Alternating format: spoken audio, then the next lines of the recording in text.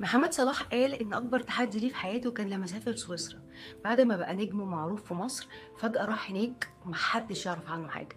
حس إن ولا حاجة، بيتعامل معاملة عادية قوي. المشاعر دي كانت بالنسبة له غير مريحة، وسأل نفسه: طب تحب ترجع مصر عشان تفضل نجم ومعروف، ولا نستحمل المشاعر دي ونتعامل معاها ونكمل في مكاننا عشان قدام نقدر نعمل حاجة كبيرة؟ ودي الخناقة اللي دايما بتحصل ما بين السيلف كونفيدنس والسيلف ستيم. السيلف كونفيدنس اللي بتقوى وبتعلى بالشهرة، بالشكل الحلو، بالعربية الغالية، بالتايتل اللي في الشغل.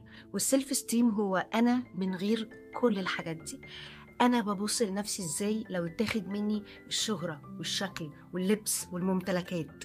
هقدر أحب نفسي شايف إنها تستحق الحب، شايف إنها شخصية ناجحة ومشرفة، ولا مش قادر أتقبلها؟ واللي عمله مو صلاح إن هو كمل وتقبل الفترة دي، وده اللي ساعده إن هو ينجح هناك، ومع الوقت بقى نجم عالمي. وده بيخلينا نسأل نفسنا: لو أنا اتحطيت في نفس البوزيشن، خسرت أهم الحاجات اللي بتديني ثقة بالنفس، هبص لنفسي إزاي؟